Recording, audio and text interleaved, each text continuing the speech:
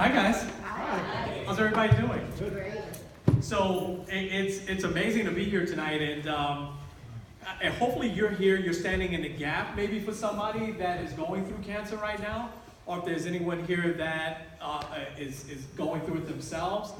Just glad you're here. And while I'll talk about my testimony and what I went through, and then I want to talk a little bit about some practical tips. It's all about the Lord, right? And it's a healing service, so I'm reminded that healing really hurts, doesn't it? I mean, true healing could hurt. So the third surgery I had was for a hernia, right? And that was a result of the other two surgeries I had. A lot of trauma in my abdomen. And I'll never forget, I was only in the hospital for 2 days, right? I thought I was going to be there longer. And the surgeon came in, Kenny, you're doing great, everything's fine. But I have to tell you something, okay? These next 2 weeks, you're going to be in a lot of pain. It doesn't matter what I'm going to give you, what pills I'm going to give you, it's going to hurt, right? And I was like, okay, well, that's refreshing. He said, well, that's the bad news, you know, but the good news is that exactly in 2 weeks, you're going to start to feel better every single day. And she said, I have one other thing to tell you. If you're not in pain one day in these first 2 weeks, you need to call us, because that means it's not healing. As long as it is hurting, it's healing. That stuck in my mind, right? So you start to think about emotional pain, how we have to go through things to really heal there too. So anyway, my testimony is an amazing testimony of faith from above. God's doing a real work in me, really, really looking to pull me in a direction to really, really help people. I'm 5 years cancer-free now, amen, right?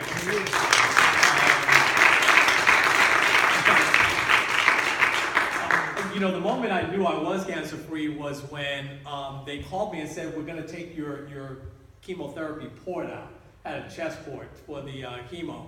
And I was like, you mean I don't need it anymore? No, you don't need it anymore. You're good, you know. So that was back in July of 2011.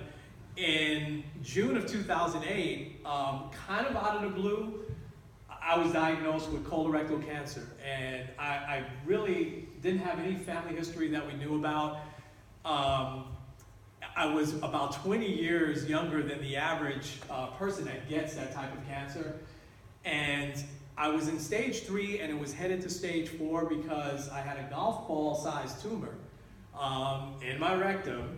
And it's okay, we can laugh about that a little bit now, right?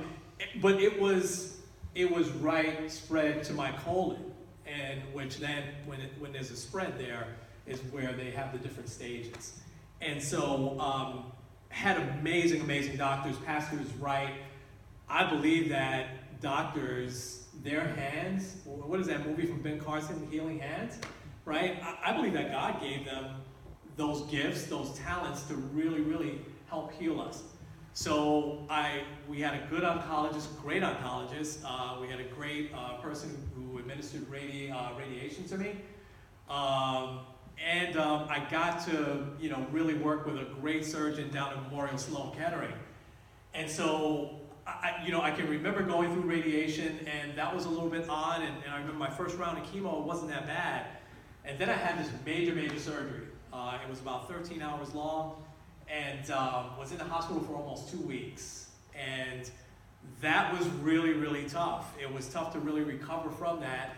And then after that surgery was done, about a month and a half later, the doctor said, well, you need a lot more chemotherapy. And I gotta say, chemo, a lot of people ask me this, you know, how does chemo affect you? There's really no answer to that because it affects different people in different ways.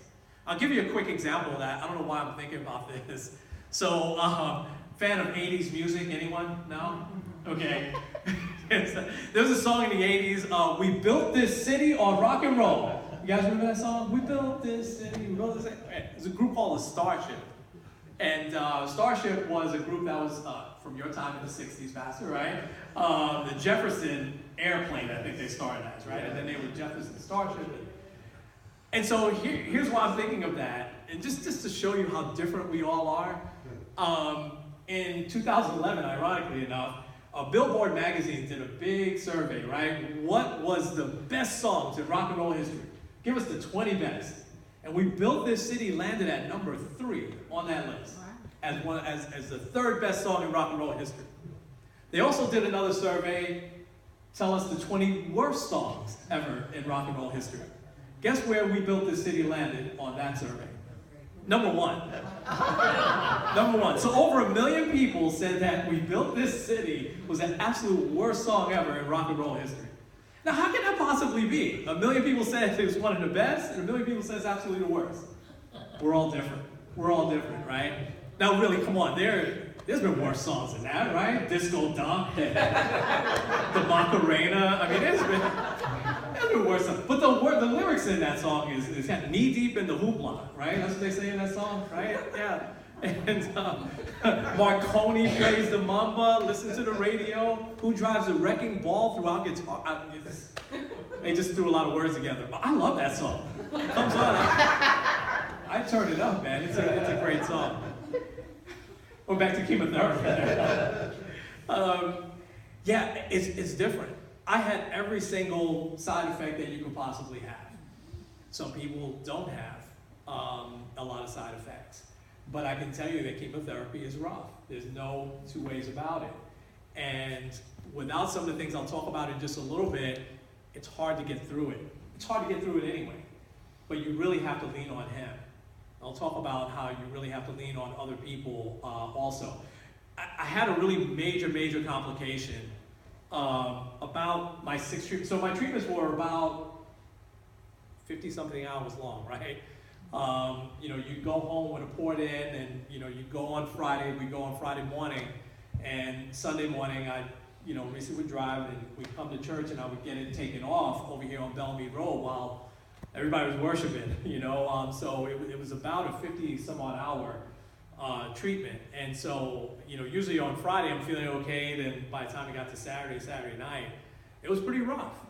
And but I had a complication with my port that I had this really angel of a nurse who he just kept bugging the doctors that something is wrong with him. Because by the time I got to my 5th or 6th treatment, I was starting to lose a lot of weight. I stopped eating. I was still trying to work, but I really just generally felt just absolutely lousy. And the nurse was convinced that my port was out of place, and a lot of the chemo medicine wasn't going into my veins, but going into my stomach. Guess what? He was right. And it took a while for them to really discover that. So I want to say this. Without the Lord, there's no way I would still be here, because I'll never forget, I went about 2 weeks. Lorraine, our second oldest daughter, she was graduating from up in Elam Bible Institute, and I still took the trip up there, even though I was feeling horrible. I didn't drive. Reese drove, and my son Kenny drove most of the way. But I still went, but I felt really horrible. And by the time I got home, I had some really rough days. And, by the time it got to that Sunday, the Sunday was Mother's Day. And Reese didn't want to come here to church. And I told her, please go, because I need prayer. Go pray for me, man, because I really need it. But inside, I was really starting to feel that this might be it. Because I started to feel maybe this is how dying actually feels. Because I couldn't walk, I could barely get out of bed. My body ached all over. I was tired. And so they went to church, and so I'm in the house by myself, a rare occurrence that I'm in my house by myself, especially on a Sunday morning. And so I just started praying, and I just asked the Lord just to let me know, give me some sort of sign. And I wasn't afraid of dying at all. And I'll talk about that in a second, right? I knew I wasn't going to lose the battle, because I was winning either way.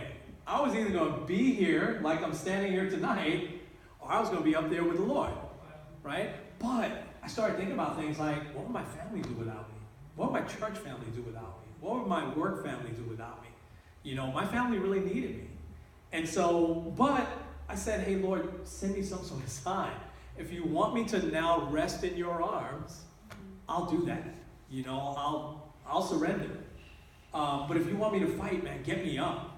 Get me up and get me going here. Because I hadn't eaten, and I just was feeling horrible. Well, Joel Osteen happened to be on the TV, right? And I have to say, I don't watch Joel Osteen that often. Usually we're here. I know he comes on different times, but not deep enough for me. But I think he's really, really good. He's very positive and everything. But normally on the rare times I'm home on Sunday mornings, I'm maybe watching like the sports reporters or something like that. But for whatever reason, Joel Osteen was on. And he started talking about, in the background, I could barely hear him because I was starting to fall asleep. And he started talking about how Good Friday was at the time the worst day ever in the history of man. He's right, right? Can you imagine how the world was at that moment that Jesus was crucified? And then he said that just 2 days later, it was the best day ever, when the tomb was empty. And then he started saying, your Sunday is coming, your Sunday is coming. And he was encouraging his audience. He encouraged me. And I didn't hear anything from the Lord saying that it's okay, you can rest in my arms now. So guess what? I got up and I made a steak, believe it or not. There was we usually had like a steak seasoned in the refrigerator. But it was baby steps because I had to put a chair in the kitchen and cook while I was sitting down. I was feeling that bad. But anyway, there's going to be those dark times. Who do you lean on? Who are you going to go to? There's only one person really that is going to pull you through that. And so at the end of that year, I was finally done with my second excruciating round of chemotherapy, and they gave me about a month break, and then I had to have a reversal surgery. I went a year with a colostomy bag, and that was a challenge in itself because you had to get up extra early to really, hydrate yourself and things like that. So that reversal surgery now starts to put me in the home stretch, but that reversal surgery didn't go so well. I was in the hospital another 2 weeks, and I had a really, really tough time recovering from that. I was back home for another 3 months. But once I recovered from that, I started to get into the home stretch. I started to feel a lot better day in and day out. I went back to work and started getting stronger every day. And then I get a hernia. So I've got to have surgery again. And that, which was the last thing they wanted to do, but they had to correct it. It was that bad. And so here I am. 5 years later. And, thank you. So I want to talk about you can go to the first slide. Michelle, thank you so much. So let me just talk about some things if you're going through this or you know a family member. We've gotten so many requests on the prayer chain lately of cancer, and that prompted me to ask Pastor, can I pray?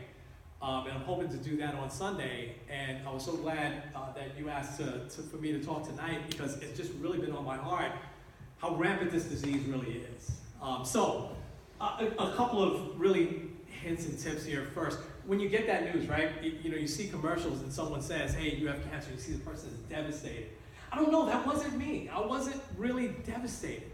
I kind of right away almost knew that, okay, what do I have to do next? So that's hard, to don't panic when you get the news.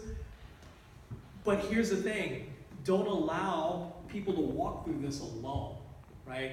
Make sure that someone is there. When I had my wife, my anchor, thank you, John, for that word on Tuesday night, my anchor with me, right? So, I remember when they tentatively gave me the news, I was by myself, but then she was with me when they gave me the definitive news. And she looked the doctor in the eye and said, okay, what do we do next? What do we do next? And so that was really important. You have to lean totally on him. Here's the thing, you either have faith or you don't. And that can be very, very difficult day in and day out. However, if you look at the big picture, you know that he's watching over you. And remember, you have to have this in mind. You're going to win either way. You're going to win this battle either way. And the battle really is his. You're kind of just a vessel now that's going to be fighting. You got to get organized. You got to get crazy organized because there's a lot of appointments that happen. There's a lot of medicine that you have to take. I'm totally not organized. My wife totally is. So, she had a lot of stuff organized for me, but you can really miss out on a lot of things, whether it's nutrition, things like that. These next 2 points are very, very important. Who are you going to tell?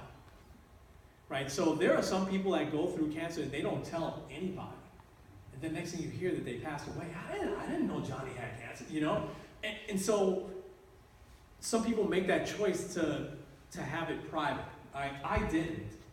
And there was a reason for me that I did, and I wanted people to pray for me. How they pray for me if they don't know? You know, so I coveted the prayer because I knew how powerful